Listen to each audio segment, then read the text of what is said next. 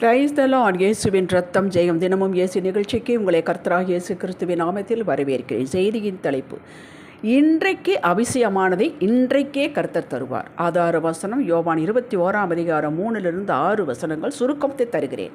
பேதுரு மற்றவர்களை நோக்கி, நான் மீன் பிடிக்கப் போகிறேன் என்றான். அந்த ராத்திரியிலே அவர்கள் ஒன்றும் பிடிக்கவில்லை. விடியற் காலமான போது இயேசு கரையிலே நின்றார். இயேசு அவர்களை நோக்கி, புசிக்கிறதுக்கு ஏதாவது உங்களிடத்தில் உண்டா என்றார். அதற்கு அவர்கள், ஒன்றும் இல்லை என்றார்கள். அப்பொழுது அவர், நீங்கள் படகுக்கு வலதுபுறமாக வலையை போடுங்கள், அப்பொழுது உங்களுக்கு அகப்படும் என்றார். இயேசுவுக்காக காத்திருக்கும் கண்மணிகளை, மேற்கண்ட வசனங்களில் விளக்கம் நீங்கள் அறிவீர்கள். உயிர்த்தெழுந்த இயேசு ஆங்காங்கே தரிசனம் கொடுத்து தான் இன்னும் பரமேறி போகவில்லை என்பதை காட்டிக்கொண்டேதான் வந்தார். இயேசுவோடு 3 வருடங்கள் இருந்த பேதுருவும் அந்த கூட்டாளிகளும் அடுத்து என்ன செய்வது என்று தெரியாமல் அடுத்த கட்டளை வரைக்கும் காத்திருக்கும் நேரத்தில் மீன் பிடிக்க சென்றார்கள். முழுவதும் பிரயாசப்பட்டும் ஒன்றும் கிடைக்கவில்லை. விடியும் போது இயேசு கரையிலே நின்றார். கரையிலே நின்றவர் அவர்களுக்கு இயேசு என்று தெரியவில்லை. உங்களிடம் புசிப்பதற்கு ஏதாயிலும் இருக்கிறதா என்று கேட்டார்கள். ஒன்றும் இல்லை என்றார்கள். உடனே அவர், வந்து போஜனம் பண்ணுங்கள் என்று சொன்னார். கடலிலே மீன் இல்லை, மீன் கடலில் தான் இருக்கும். ஆனால் அங்கு அவர்களுக்கு அகப்படவில்லை, ஒன்றும் கிடைக்கவில்லை. ஆனால் கரையிலே இருந்தது. போஜனம் ஆயத்தமாகியிருந்தது. அவர்களுக்கு போஜனம் தேவை, அது ஆயத்தமாகியிருந்தது. அப்படித்தான் உங்களுக்கும் எது கிடைக்க வேண்டுமோ அந்த இடத்தில் உங்களுக்கு கிடைக்காமல் போனாலும் அந்த காரியம் உங்களுக்கு கரையிலே ஆயத்தமாக இருக்கிறது. கர்த்தர் கையில் வைத்து கொண்டிருக்கிறார். சீஷர்கள் கர்த்தர் என்பதை கண்டு கொண்டார்கள். ஒன்றும் கிடைக்கவில்லை, முழுதும் ஏமாற்றம். ஆனால் கர்த்தரோ அருகில் நின்றார். இவர்களை பலப்படுத்த போஜனம் ஆயத்தப்படுத்தி வைத்திருந்தார். அந்த சமயத்தில் ஏதோ தேவையோ அதை கொடுத்து சரீரத்தையும் ஆத்மாவையும் தேற்றுகிறார். பசியாக இருக்கும்போது, தொய்ந்து இருக்கும்போது, ஆத்மா தொய்ந்த நிலையில் இருக்கும்போது, வாருங்கள் பிரமாணங்களை உங்களுக்கு போதிக்கிறேன் என்று அவர் சொல்வதே இல்லை. முதலில் பசியை ஆற்றுகிறார். ஆம், அவர் நம் தகப்பன் அல்லவா. 1 ராஜாக்கள் 19 எலியா தொய்ந்து போய் ஆகாபின் மனைவியுடைய எசபேலுக்கு பயந்து ஒரு சூரச்செடிகள் உட்கார்ந்து தான் சாக வேண்டும் என்ற சிந்தனையில் இருந்தபோது ஒரு தூதன் தழலில் சுடப்பட்ட அடையும் பாத்திரத்தில் தண்ணீரையும் கொடுத்து போஜனம் பண்ணு என்றான். பண்ணினான், தூங்கினான். 2ஆம் தரம் வந்து அதே போல் அடையும் தண்ணீரும் கொடுத்தான். சாப்பிட்டான், தூங்கினான். அதற்கப்ப அவன் சாக வேண்டும் என்று நினைக்கவே இல்லை. இந்த பலத்தாய் 40 நாட்கள் நடந்து ஒரே பருவதம் வந்தடைந்தான். பின் மறுபடியும் கர்த்தர் சந்தித்து எலியாவுக்கு உயர்வான ஊழியத்தை கொடுத்து செய்ய வைத்தார். நாம் தொய்ந்து எழும்ப முடியாமல் இருக்கும்போது எது அவசியமோ அதை கர்த்தர் செய்கிறார். நீங்கள் மனிதரிடம் எதிர்பார்க்காதீர்கள். நம்மளை தேற்றுவார்கள், பலப்படுத்துவார்கள், கை கொடுத்து எழும்ப வைப்பார்கள் என்று எதிர்பார்க்காதீர்கள். அது அவர்களுடையதல்ல. அப்படித்தான் மனிதன் என்றால் அப்படித்தான். எதிரிக்கு பயந்து கொண்டு தொய்ந்து விட்டோமோ, அல்லது இத்தனை ரூபாய் அர்ஜென்ட்டாக வேண்டும், இல்லை என்றால் வெளியே தலை காட்ட முடியாது என்ற நிலையில் இருக்கிறீர்களோ, ஒன்று அந்த பணத்தை உங்களுக்கு இன்றே கொடுத்து விடுவிப்பார். இல்லாவிட்டால் எதிரியே அந்த எல்லையிலிருந்து அகற்றி விடுவார். ஒன்று பிரச்சனையிலிருந்து நம்மை மீட்டுக்கொள்வார், இல்லாவிட்டால் பிரச்சனையை அகற்றி விடுவார். ஹல்லேலூயா. அது நடக்கும் என்று உங்களுக்கு. இந்த அனுபவங்களை பற்றி தாவீது சொல்கிறார், கர்த்தர் என் மேய்ப்பராயிருக்கிறார், நான் தாழ்ச்சி அடையேன். அவர் என்னை புல்லுள்ள இடங்களில் மேய்த்து அமர்ந்த தண்ணீரை என்னை கொண்டு போய் விடுகிறார் என்கிறார். அவர் என் ஆத்துமாவை தேற்றுகிறார் என்கிறார். சங்கீதம் 21:2-3 கேட்டீர்களா? நம்மளுடைய உறவு என்னது? என் கர்த்தர், நான் அவருடைய பிள்ளை, என்னை உயர்த்துவார். இந்த உறவு இன்டிமேட்டாக உங்களுக்கு இருக்க வேண்டும். எவ்வளவு பிரச்சனைகள் இருந்தாலும் இடக்கை வழக்கை பக்கம் தள்ளிவிட்டு என் மேய்ப்பரிடம், உங்கள் மேய்ப்பரிடம், உங்கள் இயேசுவிடம் எல்லாவற்றையும் சொல்லுங்கள். அவர் உங்களை நடத்துவார். அவர் உங்கள் மேய்ப்பராக இருக்கிறார், உன் தகப்பனாக இருக்கிறார். தற்போது தொய்ந்து போய் ஜெபிக்க கூட முடியாமல் இருப்பதை கர்த்தர் காணாதவர் போல் இருக்கிறவர் அல்ல. ஆட்டின் நிலைமையை அறிவார். செழிப்பிற்கு நேராக கொண்டு போய் விடுவார். இல்லாவிட்டால் நீங்கள் இருக்கும் இடத்திற்கு செழிப்பை கொண்டு வருவார். அவரால் எல்லாம் கூடும்.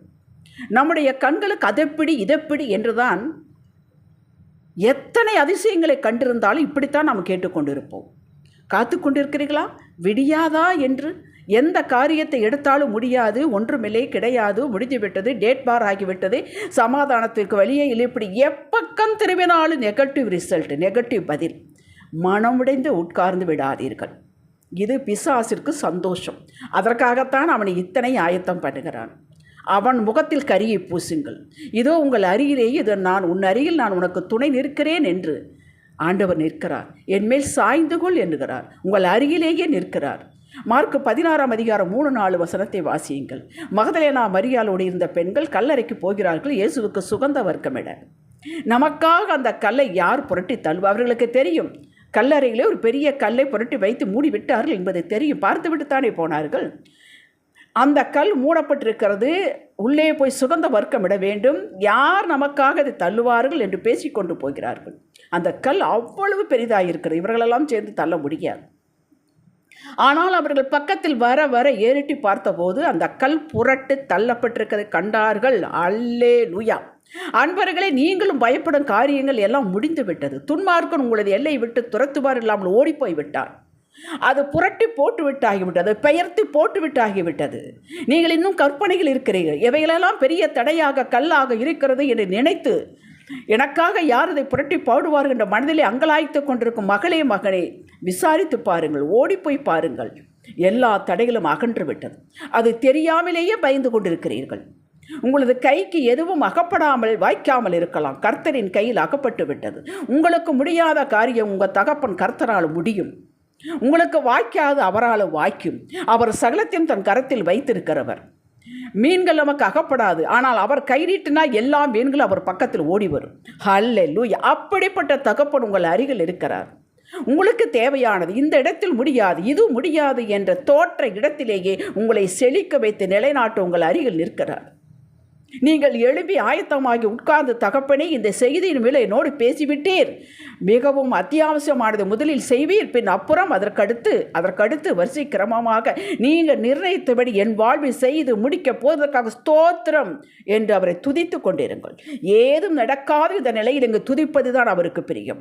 ஒன்றுமே கண்ணுக்கு புலப்படாத சமயத்தில் அவரை குறித்து தகப்படி பாசிட்டிவாக நீங்கள் அறிக்கை செய்வதுதான் அவருக்கு பிரியம். இப்பொழுது செய்யாவிட்டால் கிடைத்ததுக்கு அப்புறம் செய்வதோடு பெரிய காரியம் அல்ல. அது யார் வேண்டுமானாலும் செய்யலாம்.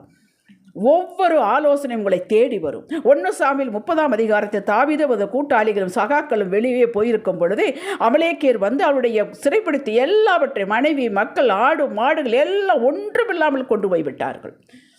திரும்பி வந்தான் தாவீது, சகாக்களும் பார்த்தார்கள், ஒன்றுமே இல்லை. தாவீது அழுகதற்கு பலனில்லாமல் போகும்பட்டு அழுதான் என்று பார்க்கிறோம். பின் தொடர்ந்து அழுதான் என்று இல்லை, எழுந்தான், தன்னை கர்த்தருக்குள் திடப்படுத்தி கொண்டான். எப்படி திடப்படுத்தி கொண்டிருப்பான்? இதுவரையில் என்னை வெட்கப்படுத்தவில்லை, இதுவரை எனக்கு உதவி செய்தார், இதுவரை என்னை தப்புவித்தார், ஒன்றும் சேதமில்லாமலே காப்பாற்றினார் என்று நினைத்து தன்னை திடப்படுத்தி கொண்டார். இதுதாங்க திடப்படுத்திக் கொள்வது. முன்பு உங்களுக்கு செய்தது, முன்பு உங்களை விடுதலை ஆக்கினது, உங்களை பலப்படுத்தினது, வெட்கப்படாமல் செய்தது, அதை நினைக்கும் பொழுது திடம் வரும். இனியும் செய்வார் என்று ஆலோசனை கேட்டான். திருப்பிக் கொள்வாய் என்றார். துப்பு சொல்ல ஒரு பையனை எதிராக அனுப்பி வைத்தார். சகலத்தையும் திருப்பிக் கொண்டார். ஹல்லேலூயா! அப்படி நீங்கள் சகலத்தையும் திருப்பிக் கொள்வீர்கள். பொறுமையாக இருங்கள். முடிந்தது, இனி ஒன்றுமில்லை என்ற நிலைதான். கர்த்தர் கூடவே நின்றார், வாய்க்க செய்தார். முடிந்தது, ஒன்றுமில்லை என்பதெல்லாம் இனி முடிந்தது. இப்படித்தான் உங்களுக்கு ஒன்றுமில்லை, முடிவில்லை, கிடைக்கவில்லை, எல்லாம் உங்கள் வாழ்வில் முடிந்துவிட்டது. இன்றோடு முடிந்துவிட்டது. உங்கள் எல்லையில் முடிந்தது. இனி நீங்கள் தலையை தூக்கி பார்க்கும் காலம். நீங்கள் பார்க்கும் திசை மேலாம் வாய்க்கும். கையிட்டு செய்வதெல்லாம் காரியங்களாம் வாய்க்க பண்ணுவார். வாசல் திறந்து இருக்கிறது. அவர் கூடவே அவர் கரம் உங்கள் மேல் இருக்கிறது. அவர் கரம் துணையாக இருக்கிறது. ஹல்லேலூயா! காரியங்கள் வாய்க்கும், நம்புங்கள், அப்படியே நடக்கும்.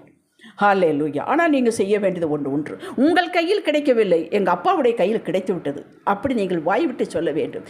எனக்கு ஒன்று புரியவில்லை, எங்கள் அப்பாவுக்கு எல்லாமே புரியும். எனக்கு இனி என்ன நடக்கும் என்று ஒன்று தெரியவில்லை, பயமாக இருக்கிறது. ஆனால் எங்கள் அப்பா என்னை பயப்படாது என்று சொல்லியிருக்கிறார், அவருக்கு எல்லாம் தெரியும், நான் அவரோடு இணைந்து கொண்டேன் என்று தைரியமாக எழும்ப வேண்டும். படுக்கக்கூடாது, சோம்பேறித்தனமாக இருக்கக்கூடாது, வேலை செய்ய வேண்டும், துதிக்க வேண்டும், ஸ்தோத்திரிக்க வேண்டும். ஹல்லேலூயா! அப்பொழுது உங்களோடு பேசுவார். எலியாவோடு பெரிய அக்கினியில் அவர் பேசவில்லை, இடி முழக்கத்தில் பேசவில்லை, பூமி அதிர்ச்சியில் பேசவில்லை. அதற்கடுத்து மெல்லிய சத்தத்தில் பேசினார். நம்முடைய இருதயம் அவரோடு இருக்க வேண்டும். இணைந்து இருக்கும் பொழுது பேசுவார், ஆலோசனை தருவார், கண் உங்கள் மேல் வைத்து ஆலோசனை தருவார், வழி நடத்துவார், வாய்க்கு செய்வார், மீன் இருக்கும் இடத்தில் கொண்டு போய் விடுவார், மீன்களுக்கு கட்டளையிடுவார் உங்கள் வலையில் சிக்கிக்கொள்வதற்கு. ஹல்லேலூயா! ஜெபிக்கலாம். தகப்பனே, ஒன்றுமில்லை என்ற இடத்தில் இதோ அபரிவிதமாக இருக்கிறது என்றும், முடிந்தது என்பதை கமாவிட்டு அற்புதமாய் ஆரம்பமாக மாற்றித்தரு என் தகப்பனே.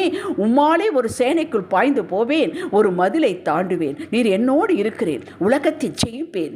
இயேசுவின் நாமத்தில் பிதாவே. இன்றைய சிந்தனைக்கு, இன்றைக்கு இப்போது எனக்கு எது அவசியமோ அதை எனக்கு இன்றைக்கே தருவார். ஆமேன். ஹல்லேலூயா.